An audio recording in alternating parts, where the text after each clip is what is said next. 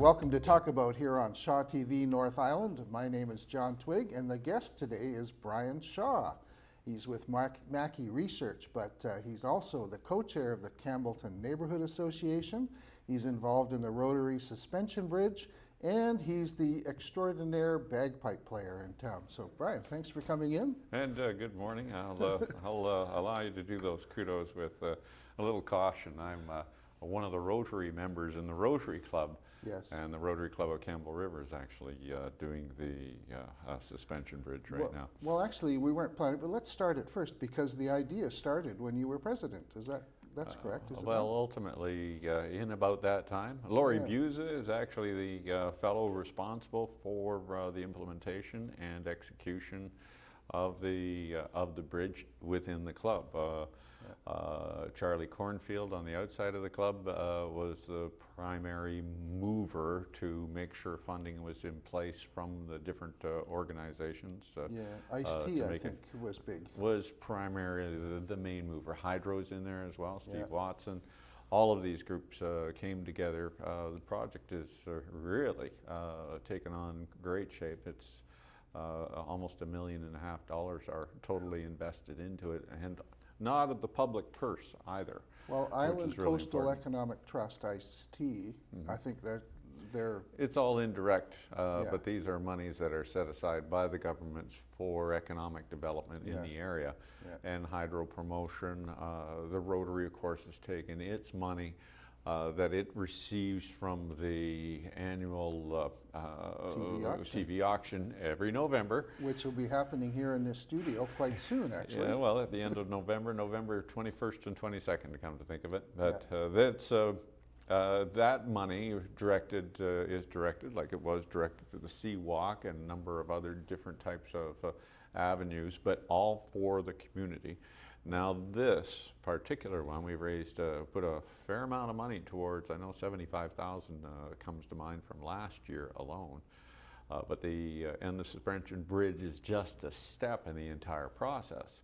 And the reason is that besides building the suspension bridge and viewing platform of the bridge over the canyon, you also have to redo the walkways in And the the area. parking lot, too. The parking lot was primarily Hydro's big issue. It's actually an amazing development over there, and it's quite close to the platforms, to the bridge. It's going to be wheelchair accessible. It's all a terrific opportunity for Campbell River.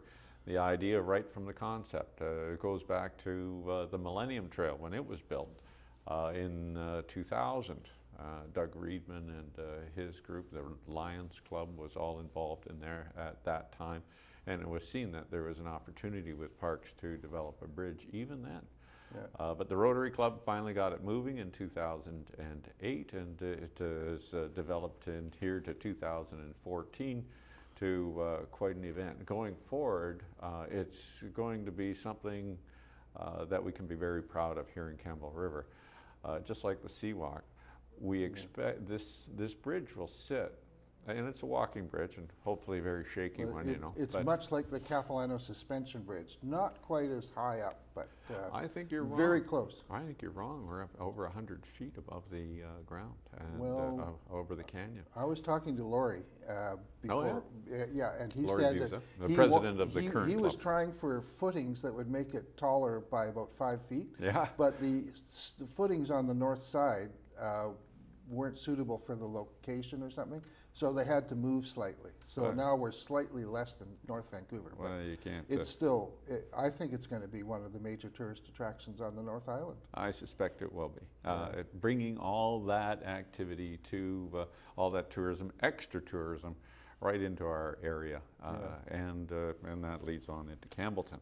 Yeah. But I'll just give you a quick current status on the suspension bridge.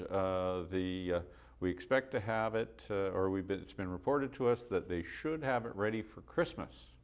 We're hoping for that. The anchor drilling is now complete on the south side. They're doing, that's good. they're moving anchor drilling over to the north side. They got a picture, you can start to roll those. There's now a steel cable across the canyon right now, joining the two sides. And what's I that? gather that's for carrying equipment and stuff. That's right, all the Yeah. drilling equipment. There's a major infrastructure that has to go in by helicopter, but only once. There's just going to be one helicopter in on one side, another on the other side, and the major anchors themselves, Yeah. which are big steel frames, are going to be put into the ground at that time. The permanent next step is 4 permanent cables going across. They have to be anchored in, of course. The north side landing, 18 by 20 foot fenced enclosure to hold visitors. Yes. Right no- now it's no a bridge jumping to out. nowhere. So between Parks and the Rotary Club, the next stage after the development of the trail to it, the just cleaning up of the current trail because of the damage that's been done to the trails, getting material there is going to be a hands-on project by the Rotary Club to bring it back, railings and all that. But on the north side, we have a little enclosed area. So if you walk across the bridge, well, that's it right now. Yeah. It doesn't go anywhere. So the next job is to build a trail, get it to go to the pretty close to or right onto the biking trails that pass to the north Oh, okay. of the bridge. I was on that just last week, and there's some pretty interesting. It's a pretty interesting walk, anyway. So eventually there might be a path to Moose Falls, I guess it would be, on the north side? I'm not sure it's a Moose Falls. I'm sure it'll become a side path that Right. people they just do that anyways. But no, this will go right up to there's a bike trail, permanent bike trail that goes up through that area, and it'll be a multiple use trail after that. The whole idea is to create a big loop on the north side of the canyon, right back to the canyon trail itself, which is up by there's the gas bridge up at the eastern end of the canyon. Yeah. It'll join up with that, so people wanting to do a complete loop, jogging or otherwise, will be able to do so by going across the footbridge there too. It'll be fascinating to see it. Yeah. Well, I think it's a wonderful thing, and kudos to Rotary for doing it, and kudos to Hydro too. Like the geotechnical problem they had with the anchors was assisted by Hydro providing geotechnical data. So it's a real team effort. Well, the I think it's Hydro great. with Aecon, SNC Lavalin coming into the area are a real boon to our area, because they're going to be here for the long term, and they want to be good community partners. That's a good segue to the Campbellton Neighborhood Association, Brian. And I think most viewers might have heard a bit about it, but refresh us. When did it start, and what's its purpose?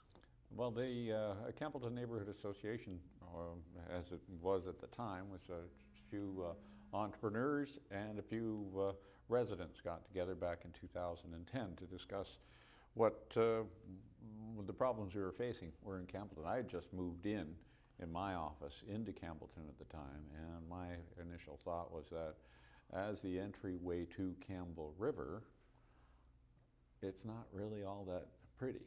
Now with the highway bypass coming into town, coming right to that point, corner of Tamarack and 19A, it leads people there. That's why the Campbellton Neighborhood Association has that little logo. It's that Google Google pin.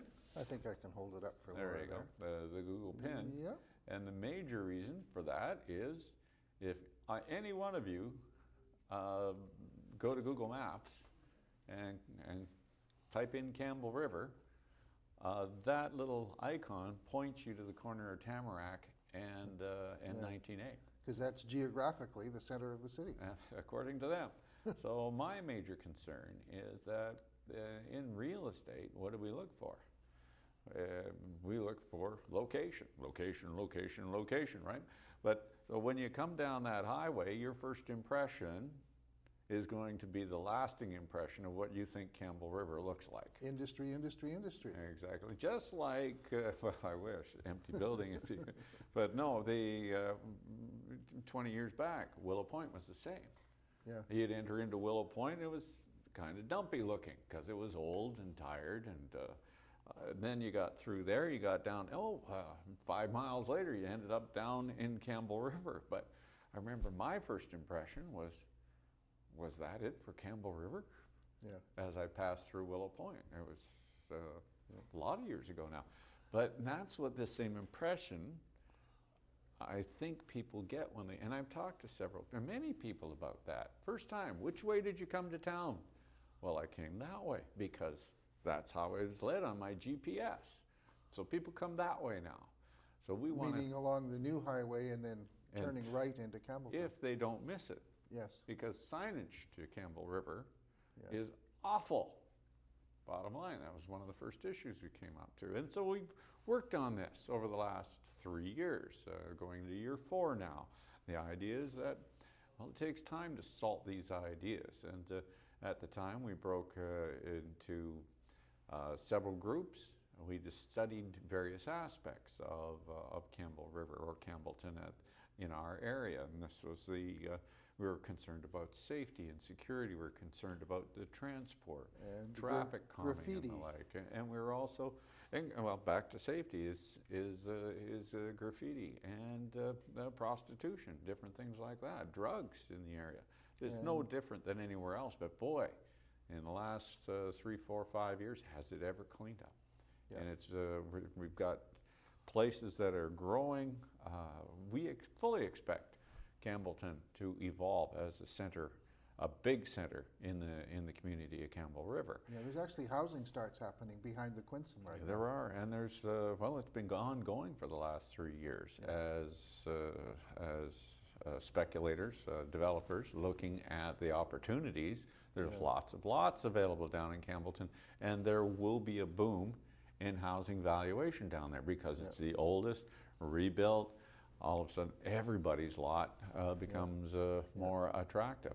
Now, so the association started informally about 4 years ago, but I believe earlier this year you incorporated as a society? Well, we are a society Registered, now, I yes. guess. Registered in February as a society, Yeah. thus availing ourselves of different types of funding grants from different organizations. We're constantly looking for different tools to develop the area. A community garden was one of the things. Last year, we, through Ross Blackwell, land use planner now. He's a city staffer who has since gone to Cowichan. That's right.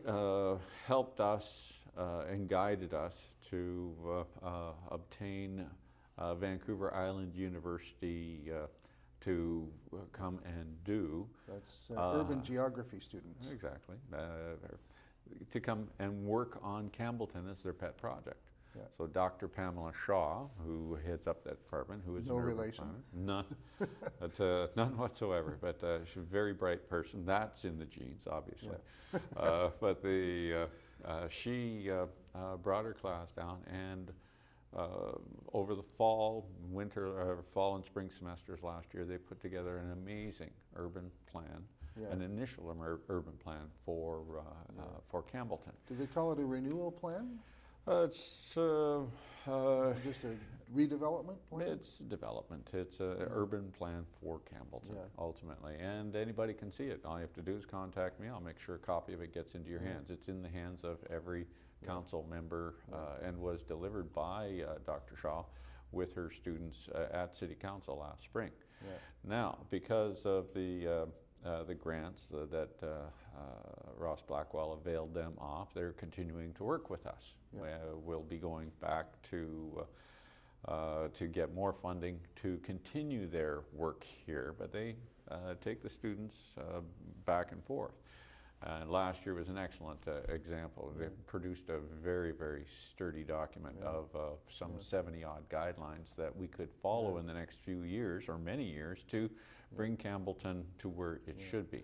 Was that a factor in the sidewalks work? Absolutely, it was. We, the sidewalks, part of safety. Sidewalks themselves, the actual chosen location was totally the city. Yeah. It was kind of a surprise to me where they actually put them, but I can understand them totally being where they are.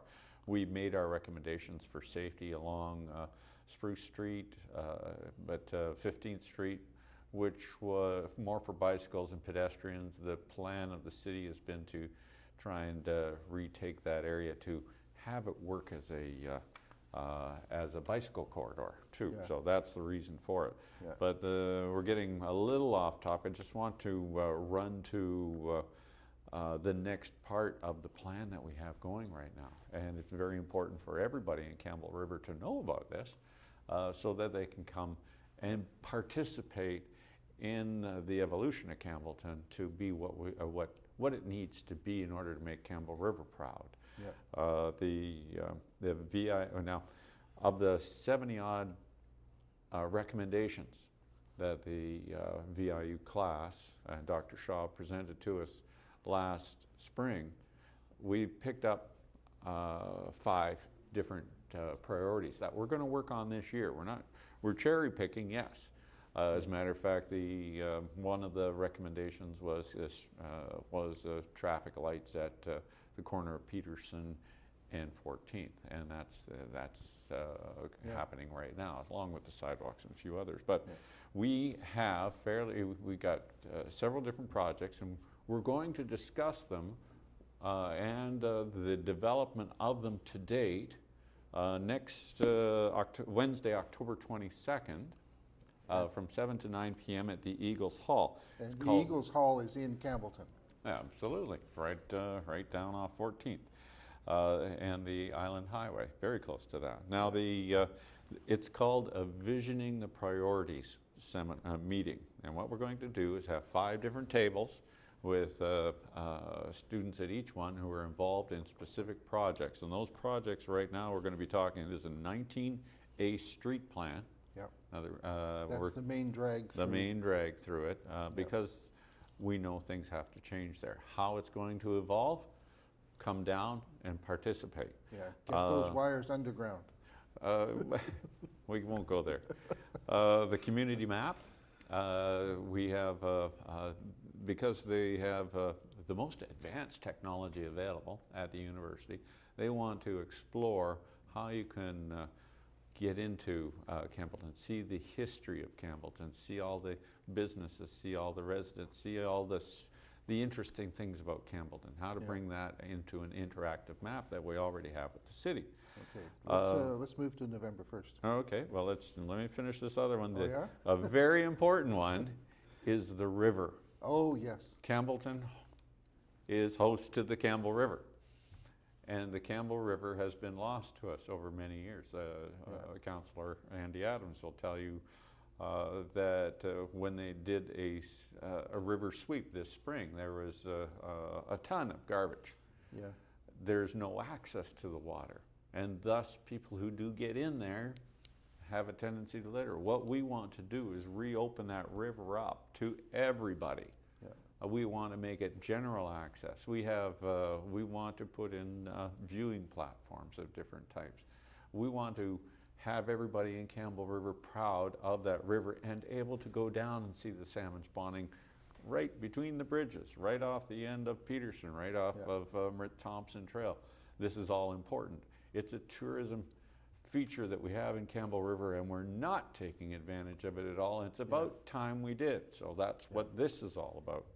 So the Visioning the Priorities meeting, once again, is the 22nd of October, Wednesday, from 7 to 9 p.m. at the Eagles Hall. Please be there. This is the most important thing we could ask for. Okay. The second thing is happening on November 1st as a development from that. The students will be coming back on Saturday, November 1st to do a walkabout. We're meeting at the Campbell River Bowling Center between 1 and 4 p.m. And students want community members, residents and the like, to walk around the streets with them to show them the interesting. It's primarily about community mapping, but they'll also take a look at the river, what all these points are, and point out the problems that they're seeing. And they're writing everything down. And then guess what? On Monday, December 8th, 5 to 7 p.m. at the White Tower Restaurant, that's December 8th, Campbellton Christmas gathering we have going. Vancouver Island University students will make a presentation at that time to talk about where they're at with that. Another thing that we're coming right back to the visioning, the priorities, is one of our pet projects is an entrance sign, an entrance feature. We've talked about trains and airplanes and trucks and just a big sign too for the entrance to Campbellton. Let the world know that Campbell River is a right-hand turn when you get to 19A, and it's not 3 kilometers further north. Things like this are very important for the structure of our community, to make ourselves look professional in front of the world. We want business to come here because we want the next generation to stay in Campbell River, and every councillor wants that too. Yeah. Doesn't matter whether they're mayor or whether a councillor, but they're just interested parties, everybody wants Campbell River to be a better place. I believe that we need business, more new core businesses to come. Here's our grand opportunity to make this look really good to them. I'm just going to go back to the history thing a bit. There's quite a few people in town that grew up in Campbellton back when it was thriving, I guess, in the 50s. And if they were to come out and help the students and other newcomers like me, perhaps, to realize the history, like the ERT line. I didn't know what ERT stood for until recently, Elk River Timber. But that area used to be a log sort. Absolutely, it used to be a log sort, and we used to have a train come through, Yeah. a rail line come right behind Walmart, out through the Comox Valley road, back in through there, right out to the Spit. Nobody knows about that railway track, realistically. Yeah. We're trying to, but it's a nice tourism feature. Yeah. We'd like to show people that's there, and that's the reason for the rail. So there's Let me different plug- things. I'm going to plug my Here's the plug. the Here it comes. magazine. The current issue of Campbellton Now has an article in the back by me about the transportation aspects of the future of Campbellton.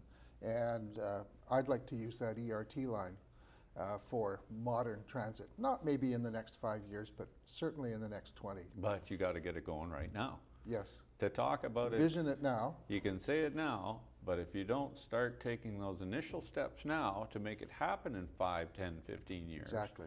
it's never going to happen. If you start in 5 years saying it's a long-term plan, that's another 5 years you have to wait for. Yeah. No, we have to do these things now for the planning. And With Mary Ashley, is she a former mayor? I think so. former mayor, yes. Yeah. She's now very involved with the Esquimalt Nanaimo Railway Society, trying to, I think, save it. And she thinks it's a great idea to use that ERT line too. Well, I can see the hub coming eventually to Campbell River. I'm a real train buff myself, Yeah. but at the same time, it's a longer term plan, but the steps have to be taken now. Okay, Campbellton Neighborhood Association also has an annual general meeting coming up. It's in January, on January 29th, at the Eagles from 6:30 to 8:30. Yep. What's going to happen there? Well, the annual general meeting will be well, we're required to have an AGM, first of all, but election of officers into positions to take leadership in Campbellton again, who will take the visioning. There's, apart from that, just a general reporting of where we are financially, where we believe Campbellton is, with the visioning from these priorities that we're setting up, and the establishment of new priorities for the 2015 year are going to be set at that time as well. Now, you're co-chair with Jim DeHart, co-chair of the CNA. Now, will it be going forward with 2 co-chairs, or will you have a president? Or Who knows, really. The bottom line is that we're always all interested. We always need new people to come out and take the direction, or take control of direction. Start moving Campbellton and influencing or lobbying to City Council to make sure that the changes that Campbellton so desperately needs actually occur. Well, this is community television, and the CNA is community empowerment, so good for you on that. It works. Now, we've managed to save maybe about 5 minutes to talk about bagpipes. Awesome. There's probably lots of people watching who recognize Brian as I'd say the premier bagpipes player in town. I wouldn't say that anywhere near that, but thank you very much. But I appreciate the commentary. So what's sitting on the desk here? Well, over here are my new set of bagpipes, my new old set of bagpipes, actually. Newly purchased, but from the Yeah, I bought 1800s? these. No, these are 1920s. Oh, that's These are Lowry bagpipes made of cocos wood, nickel ferrules, or nickel and celluloid. The celluloid was an original plastic. Now it's more expensive than ivory, actually, but to make, so they don't make them out of that anymore. Originally, ferrules of this nature were made out of ivory.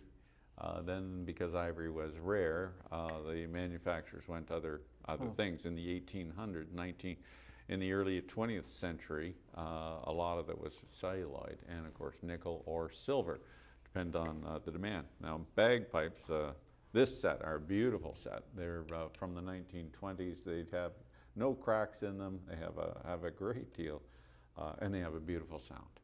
That's what I look for first. I just bought these because I had an older set of Lowry bagpipes from the 19th century that I bought off of Carol Wilkowski, a former member of the bagpipe band here in Campbell River. Carol is no longer with the band. She suffered a stroke, but is still in the community and is as happy a person as you could possibly imagine. Well, she had a son at the time who was 5 years old, who's now in his 20s, called me up about 6 months ago and said, can I have those bagpipes? Because kind of an heirloom. And I said, well, sure, I'll sell them to you the same price I bought them for some 20 odd years ago. So that's what we did. But Carol sold me those bagpipes because she had a set of bagpipes that came to her from the War Museum in Ottawa. And those pipes belonged to an ancestor of hers, her great uncle, James Richardson, an 18-year-old piper who joined the Army when he was 16 years old for the First World War. James Richardson, or Jimmy as they called him, was with the 16th Battalion, and in a battle, a pitched battle, he was ordered or volunteered to stand up on a parapet and play for the men as they advanced on a German trench. Wow. And he survived that too. A lot of pipers in the First World War didn't survive, but he was nominated for and received a Victoria Cross. Awesome. One of the sole pipers to do so, the only Canadian piper to ever receive that award. Yeah. There were two, but the bottom line is that he did die later that day in the field. Wow. Well, Brian, thank you for that. I hope maybe someday we can have a show where we just talk bagpipes and you can play them for us. Well, you know, I can do that for hours. Yes, days, actually. It's almost embarrassing. Actually, Brian has told me some stories that we don't have time for today, but there's been so many deeply moving events at weddings and other situations. That it's all fascinating. And may I just encourage, if you want to learn how to play bagpipes or drums, every Tuesday, the pipe band is always looking for new pipers and new drummers, or if you have experience already, come on out. It's a great social event. Everybody has a good time. Okay, well, there's a good way to end. So there's another issue of Talk About in the can, as they say. Thank you for the volunteers and helping to do this show. Thank you, Shaw TV, for putting it on, and thank you for watching. We're also available on Shaw TV's North Island's YouTube channel, and my website, www.crnv.com, has a list of the shows with links to them too.